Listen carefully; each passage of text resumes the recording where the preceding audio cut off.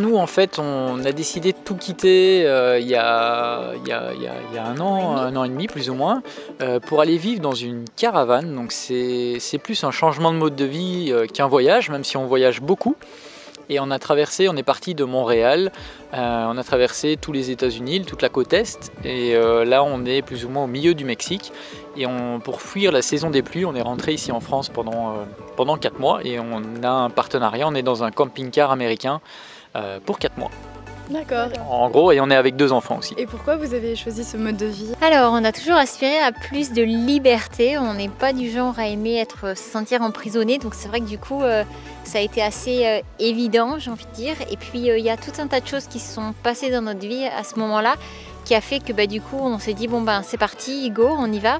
En fait, à la base, on était parti pour immigrer à Montréal. Donc on a vécu pendant 1 an à Montréal en tant que touriste, mais on ne pouvait pas travailler. Et du coup, on n'a pas réussi à avoir notre immigration. L'appartement dans lequel on venait d'emménager 5 jours après, il a été vendu. Voilà, tout un tas de choses qui ont fait que finalement, on ne pouvait pas vivre indéfiniment comme ça. Et du coup, on s'est dit, allez, on va acheter une caravane. Ouais, en fait, non, on a des amis qui sont venus manger un soir à la maison, qui eux avaient comme projet de vendre leur maison et partir vivre dans une grosse caravane américaine. Je précise américaine parce que c'est pas le même caravane qu'ici qu'on a en Europe, pas du tout. Plus énorme. Ouais, plus énorme avec des extensions. Donc on a 30-35 mètres carrés dans une caravane. Et c'est vrai que moi quand j'ai vu ça et on a parlé beaucoup de liberté et tout ça, c'est venu me chercher et puis c'est beaucoup l'aspect liberté qui compte pour nous justement dans ce changement de mode de vie. Non, c'est ça. Ah, ça c'est clair que c'est pas la routine. Vous n'avez pas eu de jugements par rapport à votre famille ou vous avez... Ah si. Ils ont l'habitude, j'ai envie de dire qu'ils ont l'habitude qu'on fasse des choses différentes de tout le monde, donc au final ici, voilà, ils prennent leur parti, ils savent que de toute façon c'est comme ça, donc... Mais c'est sûr, c'est sûr qu'on est jugé et ça fait partie. Quand on fait différent de la majorité, on est toujours jugé. Ouais. Ouais. Oui, du coup, est-ce que vous auriez pensé en arriver là? Est-ce que c'était vraiment un rêve d'enfant? Vous l'aviez imaginé auparavant ou pas du tout? Il y a eu des imprévus, mais du coup, comment ça s'est passé? Audrey, en fait, oui, elle a toujours voulu faire un tour du monde en camping-car. Moi, ça m'emballait pas du tout. Pas du tout. Moi, je suis pas trop. J'aime bien le voyage, mais pas à ce point-là, en fait. Et non, c'est vraiment l'aspect liberté qui a pris le dessus et puis en même temps, moi, il y a un truc aussi qui m'a. Je suis entrepreneur dans l'âme et j'ai vu là l'opportunité de redémarrer un nouveau projet sur le web avec un gros potentiel parce que c'est assez original et puis du coup je me suis dit pourquoi pas on tente et puis voilà. Okay. Et du coup vous partagez vos aventures sur YouTube, pourquoi aussi l'idée de YouTube? Alors moi en fait dans le passé j'ai eu une grosse page Facebook avec plus de 22 000 personnes dessus, enfin grosse si on peut appeler ça grosse, et je me suis rendu compte qu'en fait sur Facebook, le gros souci de Facebook c'est que les posts ils sont visibles quelques heures et après ils sont perdus. Et si la page Facebook elle meurt un peu à un moment, c'est très difficile de la faire reprendre sans payer. Et ça c'est quelque chose qui moi me déplaît de Facebook et du coup c'est vrai que YouTube je m'y suis intéressé de plus en plus au métier de youtubeur, même si moi je connaissais beaucoup le métier d'infopreneur dans le passé, j'ai beaucoup étudié ça et je me suis découvert une nouvelle passion en fait pour le montage vidéo aussi. Ce qu'il y a aussi c'est qu'on a toujours aimé faire de la vidéo. Moi j'aime énormément filmer, j'aime vraiment justement, Sébastien est extrêmement doué en montage et on se partage on va dire le travail vis-à-vis de ça parce que Sébastien aime monter, moi j'adore faire des prises de vue, enfin voilà, faire des choses un petit peu différentes. Donc en fait c'est ça nous a paru vraiment évident de s'y prendre comme ça en fait. Ouais, puis YouTube c'est génial. Et puis c'est le souvenir aussi, c'est pouvoir laisser une trace vidéo pour nos enfants qui sont encore jeunes et actuellement ne pourront pas se souvenir de ce qui se passe là maintenant. Donc c'est aussi laisser une trace pour nous, pour les enfants, pour la famille qui nous suit et puis pouvoir peut-être inspirer d'autres personnes qui auront envie justement ça c'est la maman qui parle, moi je voyais vraiment le projet professionnel. Moi depuis le début, on faisait pas une chaîne YouTube, on démarrait une entreprise en fait. On avait une philosophie dans ce sens-là, c'était pas juste... On essayait d'aller les deux. Oui, bien sûr. L'objectif c'est depuis le début, c'est d'en vivre. Ok, Et c'est du une vision coup, à long terme. Ouais, Complètement. c'est carrément. Vous en vivez aujourd'hui? On pourrait dire ce mois-ci oui, parce qu'on a eu un gros pic, parce qu'on a eu une vidéo qui a été mise en avant, donc on pourrait dire que ce mois-ci oui, mais là c'est déjà en train de retomber. Mais on a monté un palier et on sait que c'est possible. Et après, il n'y a pas que la publicité YouTube, il y a des partenariats, il y a des placements de produits, il y a des avantages en nature comme le camping-car qu'on ne voit pas mais qui est là.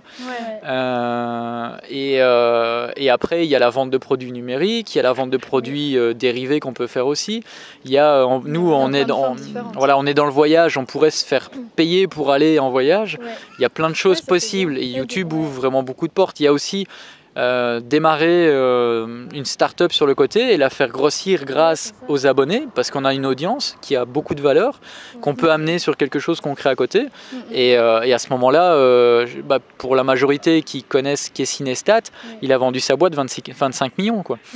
Grâce au fait qu'il ait une audience qui a fait gonfler... un capital fort, quoi. L'audience, une audience, ça a une valeur énorme, mais il faut être créatif en fait. Il faut savoir bien l'utiliser. C'est ça. C'est ça, et puis il faut surtout, quand on négocie justement des partenariats, ne pas hésiter à justement mettre en avant, enfin rappeler l'importance de cette audience-là, parce que c'est vrai que généralement, les entreprises ont tendance à vite minimiser la chose et du coup avoir tendance à un peu les entreprises abuser. qui ne connaissent pas, Et donc c'est vrai qu'au début, on se fait beaucoup abuser de ça. Après...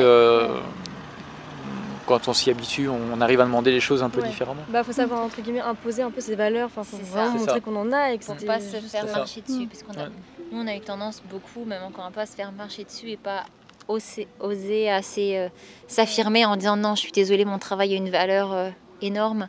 On est prêt énorme, on n'est pas non mais plus, supérieur en tout cas à ce que vous me proposez. Voilà. Surtout maintenant que ça monte, que ça commence à parler au niveau des chiffres. Donc voilà. Ouais, d'accord. Et du coup, je trouve ça aussi formidable, comme je disais Anaïs, que ce soit vraiment concret. Enfin, je veux dire, il y a des personnes qui disent oui, on va se lancer, mais qui le font jamais. Et du coup, je me dis, il y a la preuve vivante et réelle, c'est vraiment dingue. Et surtout avec vos enfants, je trouve ça encore mieux. Et du coup, même, vous pouvez faire des partenariats aussi avec des activités au niveau des enfants, avec Disney, avec plein de choses, j'imagine. Et c'est ça qui est dingue, en fait. Miniature, et les enfants ont adoré. Ils ont passé une très très bonne journée là-bas. C'était aussi un partenariat qui était possible. Après, au début c'est beaucoup d'avantages en nature qu'on arrive à avoir facilement en demandant. Par exemple, on voit une activité qu'on a envie d'aller faire aux États-Unis, on va demander, on dit qu'on est youtubeur, qu'on représente le tourisme français par exemple, et puis on explique qu'on va faire. On n'a jamais payé une activité aux États-Unis. On n'a jamais rien payé. Pas une seule. Après, on n'en a pas fait des tonnes, mais à chaque fois qu'on osait aller demander, on ne payait pas. Et pourtant, on n'avait pas. On avait peut-être 5000 abonnés, donc c'était pas non plus... Non, on après, avait je pense pas qu'ils vont vérifier. Si, ils regardent. Ils regardent quand même. Ils regardent un petit peu, ils vont voir la chaîne, et puis... Mais vite fait, c'est tellement original, personne ne le fait. C'est vrai que c'est très différent de ce qu'on trouve en général. Il y a beaucoup de gens qui font du YouTube voyage, mais déjà c'est voyage... Non, c'est ça, c'est pas en famille. Et puis, c'est pas un voyage au long cours. Je veux dire, ce qui fait que les gens aiment, je crois, notre chaîne, justement, Family Cost, c'est parce qu'il y a une vraie histoire. Il y a un fil conducteur, et dans chaque vidéo, c'est la suite de la précédente. Et je crois que c'est ce qui fait que... C'est ça. C'est comme une série ou une télé-réalité qui est vraiment vraie, en fait. Et puis, en plus, on essaye d'apporter quelque chose de positif et d'inspirant. Contrairement à... Après on essaye. C'est vrai que c'est pas quelque chose qu'on voit, c'est la première fois. Et je pense que c'est du coup ce qui plaît, c'est le fait que ce soit quelque chose de tout nouveau. Non pas qu'on soit les premiers à le faire, mais je pense qu'en tout cas on est les premiers à le montrer clairement. Et du coup parce qu'on n'est pas du tout les premiers comme ça à partir vivre non, loin de là. Dans ce genre de mode de vie. Il y en a plein qui l'ont fait, mais... On le fait dans un truc gros qui change en plus de la moyenne. Et l'effort de filmer, de vraiment qui est super médiatisé du coup. Et c'est vrai que pour ça, pour revenir à ta question de départ, pourquoi YouTube ? YouTube c'était une évidence en fait, c'est la plateforme pour la vidéo en fait. Ça a été une évidence dès le départ, pour nous ce serait YouTube. C'est ça, Puis on aime beaucoup l'algorithme qui est derrière YouTube, qui nous notre vidéo qui a été mise en avant, elle avait 4 mois. Donc une vidéo elle vit. C'est laquelle C'est présentation présentation de la caravane après les travaux.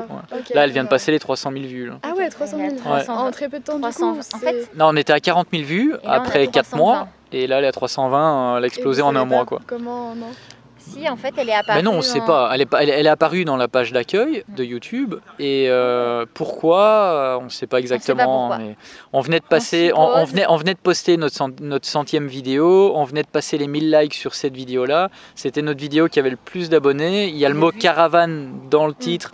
Et c'est le début des vacances. Et il y en a plus qui tapent caravane dedans. On venait d'avoir 10 000 abonnés. Donc on s'est demandé si il n'y avait peut-être pas tout ça mis tout qui cet faisait événement. que, hop, du coup, elle sortait. Et puis, ça a été... En plus, ça a eu un impact énorme sur toutes les autres vidéos. Ah oui, toutes nos vidéos, beaucoup de vidéos. On en a plusieurs qui passent les 100 000 là, c'est vraiment... non, qui passent pas encore les 100 000, ils sont à 90 quelque chose. Bientôt. On a bientôt 3 qui passent les 100 000 là. Et vous aviez des objectifs de départ au niveau des abonnés ou... Ah oui, clairement. On fonctionne au bout d'objectifs. On fonctionne avec des objectifs et quand on est parti là du Mexique, on s'est dit, bon, on rentre en France, on essaie de rendre ça super productif, on vise le 100 000 pour dans 4 mois. Ce qui était complètement fou parce que quand on est parti du Mexique, on venait de passer nos 10 000 abonnés. On n'avait pas encore eu le... On aimerait rentrer. Après, on s'était dit, on vise 100 000, si on en a 50, on est super content. Mais on vise 100 parce qu'on voulait venir rencontrer des youtubeurs et des youtubeurs qu'on apprécie vraiment. Ouais, avec qui on a vraiment quelque chose à... Voilà. Puis, Mais oui, des stratégies et puis surtout travailler aussi parce que de toute façon, c'est en faisant des vidéos stratégie, de qualité. On n'a pas trop de stratégie, mais on visualise en fait. On a un objectif et on essaye. Puis, d'être vraiment. Voilà. Puis on ne sait pas comment ça va arriver, mais on y croit et au final, ça arrive. Voilà. D'accord. Et du coup, là, qu'est-ce que vous allez faire? Donc, vous allez prochainement repartir au Mexique, c'est ça? Le 29 octobre, on retourne au Mexique. D'accord. Ok. Et vous restez en France? Ouais, on fait le tour de France avec le camping-car.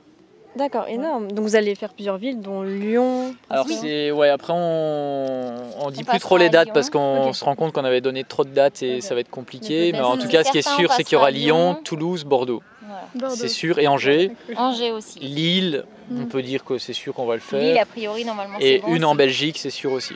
Ok. Voilà, mais on se mouille pas plus. Je sens que tu t'es déjà beaucoup mouillé en disant tout ça. Voilà, ça se peut qu'il y ait peut-être une date au moins que. C'est un peu beaucoup, quoi. Ouais, on essaye. Okay. On essaye, mais on est fatigué en fait. On se rend compte que on s'est impliqué un rythme trop soutenu. Parce que sur le continent américain, ça arrive parfois. Enfin, en général, on se pose minimum une semaine quand on arrive quelque part. Ça arrive qu'on reste 3 semaines. Et là, on bouge tous les 2-3 jours et c'est vraiment. C'est vraiment entre ça, la gestion de la famille, les visites parce qu'on visite aussi, le repos et surtout bosser parce qu'on se rend pas compte, mais il y a beaucoup de boulot. On fait plus qu'un temps plein chacun. Donc. Est-ce que du coup vous divisez tout par Sébastien s'occupe en très grande majorité, il fait beaucoup de choses, plus que moi. Tout ce qui est montage et aspect marketing qu'on voit pas derrière le site web et tout ça. Communication, partenariat, site web aussi, c'est moi qui gère. Les emails, tout ce qui est répondre, ça me prend vous avez beaucoup. Je me couche tard le soir. De messages. Je couche tard le soir. Et puis le matin, ça m'arrive d'être debout à 6h, parfois avant, pour pouvoir travailler justement avant les enfants. Donc on dirait pas, mais c'est un vrai boulot. Organisé, On essaye. Mais ce qui est difficile, c'est qu'on peut pas trop être organisé parce qu'on change trop souvent de route, d'endroit, et on peut pas vivre à chaque fois de la même manière. Donc, vous pouvez pas prévoir. Donc ce qui est difficile, c'est de trouver notre équilibre qui change régulièrement. Ça, c'est le plus dur. Ça. Et les enfants qui ont 1 an et demi et 3 ans et demi qui prennent du temps. Mais c'est un choix. Hein. Après, on se plaint pas. On est fatigué, mais on se plaint pas vraiment. Mais... De toute façon, est-ce qu'on serait capable de revenir comme avant? Non, on voudrait plus revenir comme avant. Du coup, là, il n'y a pas un objectif. Vous allez vous poser. Pour l'instant, non. On suit les opportunités. En fait, on ne sait pas. En fait, on fonctionne beaucoup au feeling. Par exemple, quand on a décidé de rentrer en France, on a décidé 1 mois avant de partir qu'on rentrait. Mais vraiment 1 mois avant de partir, on a dit allez, c'est parti, go. On a pris nos billets et tout s'est déroulé. Vraiment facilement. On a tendance à toujours faire au coup de cœur en fait. Quand on le sent, on suit notre instinct. On essaie de suivre l'instinct, parce que quand on va contre, et quand on va contre, en général, ça le fait pas. D'ailleurs, on est allé contre quand on a voulu remonter au Canada. Et on a été refusé au Canada, et on a dû retraverser tous les États-Unis pour rentrer au Mexique. On a eu froid, moins 27 km pour rien, on a été coincé à moins 27 dans la neige. Quand ça va pas, ça va pas. Il faut vraiment écouter son instinct. Vous faites comment pour gérer ce genre de situation du coup? Avec positivité. On essaye. En fait, ce qui s'est passé, c'est qu'on est arrivé à la douane canadienne. Elle a étudié notre dossier pendant 5 heures quasiment. Et puis au bout de 5 heures, elle nous a dit, bon compte tenu de la situation, votre fils étant canadien, on vous offre généreusement 15 jours sur le territoire. C'est n'importe Et quoi. on a dit, mais là, c'est ça. On lui a dit, écoutez, vous savez quoi, gardez vos 15 jours, il n'est pas question. Ouais, puis il nous restait 3 jours de visa aux US, 5 jours, je sais 5 plus. jours, et en 3 jours, on a traversé donc de Détroit jusqu'à tous les États-Unis, du nord jusqu'au sud. Mexique. Pour vraiment quitter. Ouais. Pour quitter, on n'avait pas le choix. Le pays, on n'avait pas le choix. Il y a que 2 pays en fait. Et c'est ça, on est remonté dans la voiture et on s'est regardé, on s'est dit bon on va au Mexique, rigolant en moitié, en disant c'était un rire crispé, c'est ça, c'est bon sang, j'ai jamais parlé en espagnol de toute ma vie. Mais après, ce qu'il y a de marrant, c'est qu'au final tout s'est super bien passé au Mexique et au final, être au Mexique, au niveau financier, on n'aurait pas pu tenir encore autant de temps aux États-Unis et au Canada parce que ça coûte beaucoup plus cher. Très cher. Et au final, on a vu des trucs magnifiques au Mexique et on adore le Mexique. Et il y a plein d'opportunités qui sont découlées après ça en fait. Et comme on dit, rien n'arrive pour rien, il n'y a pas de hasard. Et si on est tombé sur une grognasse à la douane, c'est que c'était pour une bonne raison. Elle était là, elle parce était que pas... c'est même pas elle qui nous a reçus à la base, elle est arrivée au milieu du truc. On y croit aussi à ça, il n'y a pas de hasard dans la vie, puis tout arrive pour une raison, puis voilà. D'accord. Quelque chose à rajouter? Non, qu'est-ce que vous avez à réaliser de plus sur... Est-ce que vous avez une bucket list déjà? Je sais pas si vous connaissez. Alors, oui. Alors moi, j'ai même fait plus qu'une bucket list. C'est une bible. Il est magnifique. Oui, elle en a fait une sur ordinateur. J'ai un peu plus de 1000 points dans ma liste. Et mais ils sont... réalisé combien? Il faudrait, ça fait longtemps que tu l'as plus ouvert. J'en ai dû en faire un peu plus de 300. Ah ouais. Oui. D'accord. Et en fait, je l'ai fait de manière où je mets des photos à chaque fois des choses que j'ai pu faire, etc. Elles sont j'aime. En fait, je prends beaucoup de plaisir à regarder ma bucket list. Donc c'est vrai que ça me donne encore plus envie de réaliser les choses rien qu'en les lisant, la regardant. Ça me motive et tout. Ah oui, complètement. Mais je l'ai commencé ça fait 6 ans déjà. Ça fait longtemps, ouais. Ah oui, d'accord. Puis elle l'alimente à chaque fois. C'est ça, à chaque fois je découvre un truc, je vois quelque chose, je me dis waouh, oui, ça aussi je veux. Ah, c'est génial. Et du coup, je l'alimente aussi. J'ai pas une liste fixe et ça m'est arrivé des fois de supprimer des points en me disant oh non, finalement ça me correspond pas du tout. J'ai trop changé, ça me va plus. Et du coup, genre elle voulait 4 enfants, maintenant ça va être réduit à 2. 2 c'est pas mal. 2 c'est pas mal. Énorme, d'accord. Donc oui, bucket list, oui, ça fait partie des choses qui ont un gros impact sur nous. On a plus fait depuis un moment quand même, mais on a eu des tableaux de visualisation aussi. Tableaux de visualisation, parce que j'aimerais préciser, parce que quand on fait des interviews, on oublie de le préciser, comment on a réussi à démarrer. On a fait une plus-value en immobilier. Et la plus-value, on l'a faite par nous-mêmes, en partant de zéro. Nos parents nous ont pas mis d'argent ni rien. Et on a fait tous les travaux nous-mêmes et on a fait une belle plus-value à Lyon. Et c'est ce qui permet encore aujourd'hui de vivre sur les réserves, en fait, après 2 ans. Mais donc, on n'est pas rentier ou comme c'est vrai que beaucoup nous ont dit vous êtes des petits bourges. Non, et pas du tout en fait. Pas du tout. On n'est pas riche du tout. Et c'est à cette époque-là qu'on avait encore notre tableau de visualisation. On visualisait beaucoup tout ce qu'on... Enfin, on continue, mais ça serait peut-être un peu différent. Vous remarquez que ça a vraiment un impact. Ah oui. Carrément. Ce qui est marrant, c'est que quand je retombe sur d'anciens tableaux et tout ça, on voit qu'il y a plein de choses qu'on a fait du coup du tableau et qu'on sans s'en rendre compte, parce qu'au final, on les a rangés, on les regarde plus. Mais il y a une époque, on les regardait beaucoup et il y a plein de choses qui n'étaient pas réalisées. Et qu'aujourd'hui, on se rend compte, c'est fait. L'appartement, on voyait des trucs avec mezzanine et tout. On a vendu un appartement avec mezzanine. Exact. Et on a créé la mezzanine en fait. À la base, elle n'y était pas. Elle n'y était pas. Moi, j'avais un tableau de visualisation qui faisait quoi? Il faisait 1m50 par 1m50. Ah oui, moi j'ai un vrai grand truc. Du coup, Ce que j'avais fait, c'est que j'avais acheté une nappe. Et du coup, un rouleau de nappe, et du coup, j'avais coupé dans la nappe, et en fait, j'avais collé, on avait récupéré un paquet de magazines comme ça, et j'avais fait un immense tableau. Je pourrais même retrouver la photo, et c'était mon tableau de visualisation était immense. Il y avait beaucoup de voyages dedans. Il y avait une partie voyage qui était incroyable, de faire un tiers du tableau, pourtant 1m50 par 1m50, et la partie voyage était vraiment colossale. Comme quoi, j'avais toujours eu ça dans le sang, je crois. Énorme. Mais du coup, c'est bien que vous précisiez que quand même, vous partez de zéro, entre guillemets. Ça inspire beaucoup plus les gens. Ça inspire de... on se reconnaît plus dans votre histoire, en fait, que des personnes qui partent déjà de quelque chose vraiment d'hyper stable. Quand on s'est rencontrés, on avait 0 €. On a fait la rue Édouard Herriot à Lyon pour chacun se trouver un boulot. Moi, j'ai bossé chez Zara 6 mois, elle chez Natalis. Et voilà, on vivait dans un studio pourri avec plein d'humidité il y a 6 ans. On a vécu dans des trucs il y a 6 ans, on est voilà. vraiment parti de rien du tout, du tout. C'est super inspirant.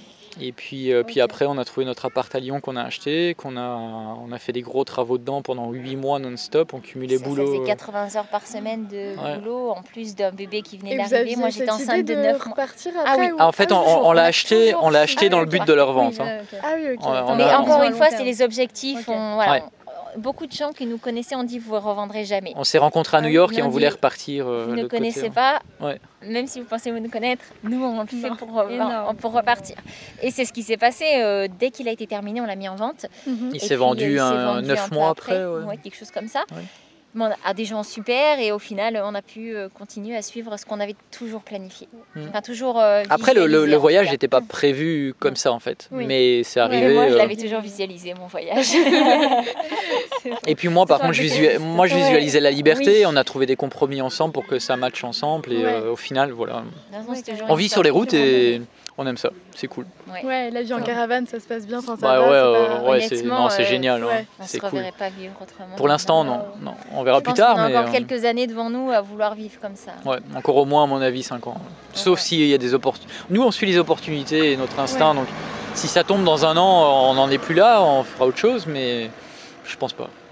Mais on verra, ça se pourrait, on est ouvert au changement. L'avantage du camping-car ou de la caravane, c'est que ça permet de garder un équilibre et justement comme on a des enfants qui sont encore tout petits, ils ont toujours leur chambre avec eux, leurs habitudes, etc. Même si on bouge. Et donc du coup ça c'était quand même quelque chose de très important pour nous, c'était vraiment c'est qu'ils gardent leur routine et voilà, qu'ils puissent être respectés aussi, c'est super important. D'accord. Voilà. Et pour tous ceux qui se demandent comment on fait pour l'école, parce que c'est la question qui revient le plus souvent, c'est école à la maison, puis c'est tout. Voilà, voilà. Puis en plus pour l'instant, ils ont 1 an et demi et 3 ans et demi, donc c'est pas encore vraiment école. Mais non, ça sera école à la maison et ça faisait partie des objectifs d'Audrey de faire l'école à la maison. Donc voilà.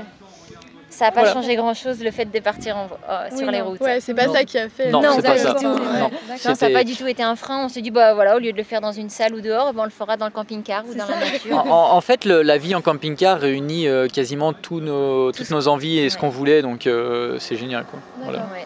Voilà. Du coup, question pour la fin, qu'est-ce que vous conseillerez par exemple aux jeunes ou moins jeunes qui veulent se lancer dans une aventure ou même dans l'entrepreneuriat ou autre sur YouTube? Partir en voyage. Voyage, entrepreneuriat ou... Un peu les deux du coup. En fait, c'est votre mode de vie, je sais pas. Suivre leur instinct, moi je dirais que c'est la première chose. Déjà c'est avoir des rêves et ressortir les rêves si on les a plus en soi. C'est les ressortir, c'est croire en soi et surtout ne pas écouter les gens qui sont autour de vous. Parce que vous allez en avoir des détracteurs qui sauront tout alors qu'ils connaissent pas grand chose finalement. Mais ce qui peut pardon, excuse-moi, je te coupe, mais ce qui peut le mieux marcher, c'est de faire quelque chose de différent. Et dès que vous allez faire quelque chose de différent, de toute façon vous allez le juger. Et ça, il faut se blinder comparé à ça. Et même s'il y a que vous qui croyez en votre projet, le principal c'est déjà que vous y croyez. Et peut-être que vous allez vous planter, c'est normal aussi. On s'est planté plein de fois. Planté plusieurs fois. Nous, c'est notre 4e ou 5e chaîne YouTube. Toutes les autres ont jamais bien fonctionné. Puis là, on est. Puis moi, ça fait 10 ans que j'ai étudié le marketing et j'avais jamais gagné ma vie vraiment avec ça. Et donc voilà, donc. Faut juste persévérer. Après, il faut pas non plus parfois persévérer. Si, comme on l'expliquait avec les États-Unis et le Canada, il y a un moment quand ça va pas, mais il faut quand même se remettre en question, mais ne pas lâcher tout d'un coup, peut-être changer un peu de direction, mais tout en gardant quand même son idée de base. Mais instinct. Et là, on en revient à la base, suivre son instinct. Voilà. C'est le plus important. C'est ça, oui, je crois que c'est ce qui pourrait conclure tout ça. Et pas se laisser embarquer par souvent la famille et les amis qui croient pas en ça et ils croient pas en vous parce qu'ils veulent vous faire du mal, mais c'est parce qu'ils ont peur pour eux. C'est leur propre peur. Et eux ne se voient pas réaliser. Ne se voit pas réaliser ça, donc mais voilà, sinon c'est suivre son instinct, je dirais.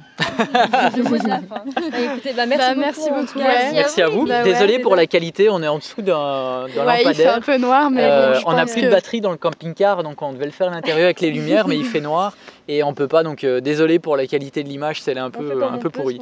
Voilà. Merci beaucoup. Merci à vous. Plein de bonheur. C'est gentil pour vous aussi, plein de succès. Merci. On se retrouve dans une prochaine vidéo. Salut. Salut.